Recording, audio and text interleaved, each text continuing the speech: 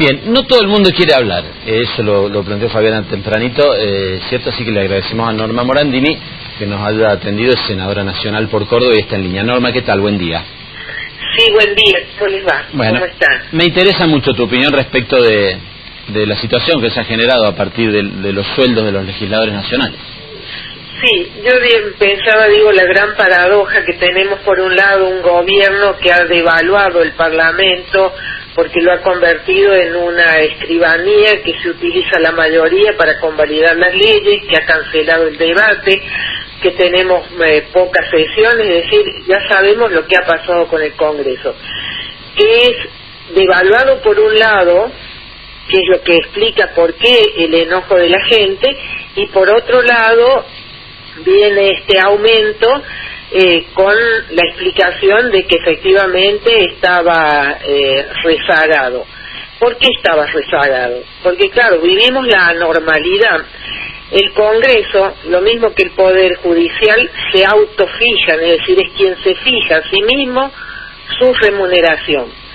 Como Cobos era imposible sentarse con el presidente de la Cámara de Diputados, es una interpretación que yo hago, me parece, que claro, en esta situación anormal de haber tenido a Cobos como el enemigo número uno, las cuestiones administrativas, como puede ser la remuneración a la luz de lo que ha venido pasando en estos 6 años, efectivamente queda una dieta comparada a lo que pasa con la inflación, etcétera, etcétera.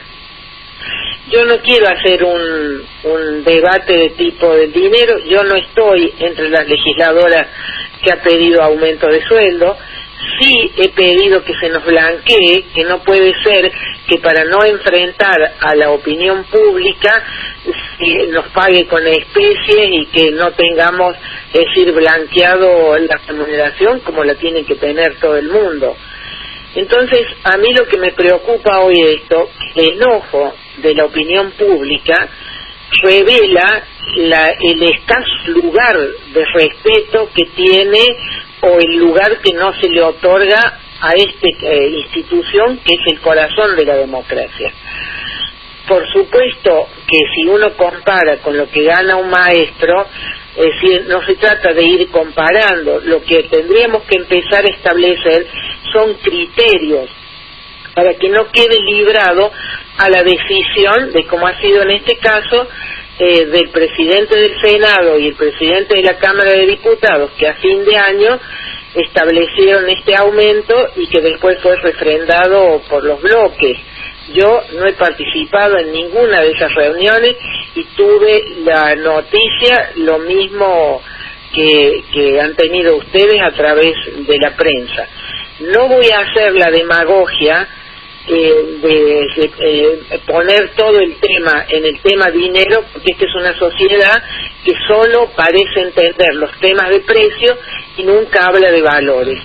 Yo creo que es muy grave que el Congreso de la Nación esté desjerarquizado, pero estar jerarquizado, como se dijo, Pichetto lo dijo claramente en una de las sesiones últimas, diciendo que se iba a jerarquizar el Congreso, jerarquizar a los legisladores.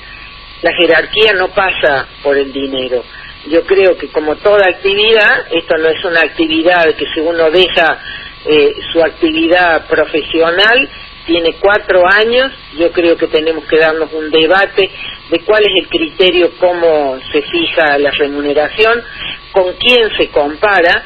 Se dice que, porque claro, como hubo este retraso, que yo lo interpreto por la normalidad del no diálogo con que era el presidente del Senado, con el presidente con el ex vicepresidente Cobos, me parece que efectivamente fue quedando rezagado en relación a, como se dice ahora, que el legislador ganaba por debajo de lo que gana un empleado de Congreso. Norma. De modo que habría que dar un debate para establecer normalidad, porque como estamos siempre con las excepciones, bueno, pasan estas cosas, un aumento, es decir, en la dimensión que ha sido este aumento, genera este enojo de una ciudadanía que si se sintiera representada, si estuviera jerarquizado el trabajo, si nos respetara como sus representantes, tendríamos que dar otro tipo de debate, ¿no? Norma, ¿sabes qué? Y además el enojo de la gente con la oposición, sí, cuando en realidad, es decir, es el mismo gobierno que no que devalúa el Congreso, sí, porque lo considera una escribanía, es el, sí, que después nos pone frente a la opinión pública en esta situación. Sí, la crítica hacia la oposición que yo he escuchado decir, en esto sí se ponen de acuerdo con el gobierno, pero me parece más una chicana que el debate central. Yo coincido con la mitad de tus argumentos, coincido totalmente, y ayer lo decíamos, usabas el término escribanía de gobierno para referirte al Congreso. Nosotros ayer hablábamos de levantamano y, bueno, son más o menos las mismas cosas.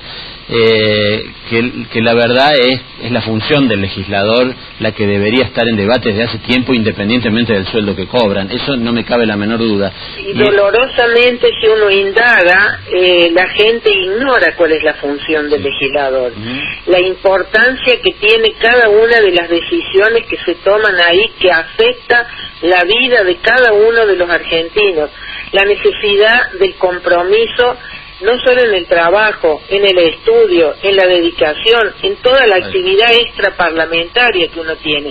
A mí me cuesta mucho no hablar de esto, me cuesta mucho hablar de manera personal, porque yo he aceptado esto y uno no puede trasladarle a la ciudadanía todo lo que las consecuencias malas o el pesar psicológico o lo que significa estar en ese lugar de exposición pública, cometido a la injusticia de los juicios apresurados, el que no se juzgue la actividad, que se generalice a todos, los que no van, los que levantan la mano, los que no estudian, los que no tienen compromiso.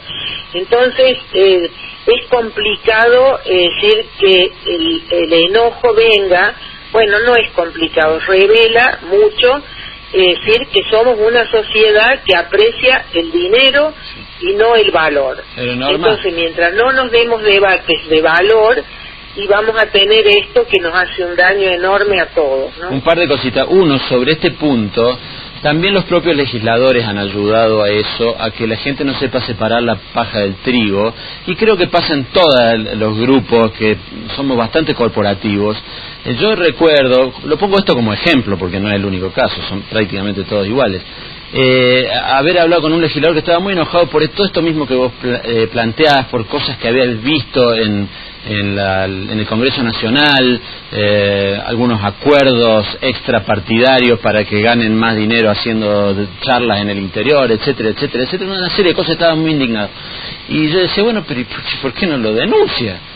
No, pero después tengo que convivir ahí en el Senado con ellos. Entonces, también hay una actitud corporativa donde tampoco los senadores ni los diputados son los que andan por ahí separando la paja del trigo. No me comparen con este que no trabaja. Hay que juzgar, porque hay que juzgar. Yo, por ejemplo, no soy de las que sale a la prensa a hacer los reclamos que yo hago en el ámbito donde hay que hacerlo. No quiero ponerme yo, que es cierto, eso lo que importa es que la gente tiene una reacción de desprecio, parece una barbaridad lo que ha pasado, y yo creo que hay que ponerlo en contexto de que hay varias cuestiones que tenemos que debatir. Primero, a mí me gustaría que se establezcan criterios de ahora hacia adelante, si se va a comparar en relación al Poder Judicial, si se va a comparar en relación al Poder Ejecutivo, pero establecer criterios, porque si no queda de manera arbitraria que dos personas, como en este caso, decidieron, después refrendado por supuesto con los presidentes de bloque, o la anormalidad que venía de la época de Cobos, porque no es, te voy a dar un ejemplo concreto. Yo integro la comisión de seguimiento de la ley la bicameral de seguimientos de la ley de medios, que no se ha constituido. ¿Por qué? Porque los presidentes de las dos cámaras no se reunían. Y eso es tan grave como consecuencia de una anormalidad de que tienen que funcionar las comisiones. Entonces, por ejemplo, tenemos una ley que le está faltando que se nombren autoridades, que quien depende de ese nombramiento de lo que ha sido el antes el CONFER, o sea, el ASCA, depende de esa comisión bicameral. Tampoco se ha nombrado, por ejemplo, el defensor del público, que la ley manda que sea nombrada por la comisión bicameral. Entonces, eso yo lo reclamo en el lugar donde tengo que reclamarlo. Ahora lo traigo porque estamos hablando de una cantidad de cosas que yo veo que no siempre están puestas, es decir, ante el debate público. Como hablamos de personas, como estamos siempre, de alguna manera no tenemos un debate público de temas, de ideas, sino que siempre estamos de alguna manera movidos a escándalos. Fíjense ustedes, tenemos nada más y nada menos que el presidente del Senado puesto en un escándalo público en la prensa en relación, estoy hablando de lo que está trayendo la prensa en las denuncias en relación a Vudú.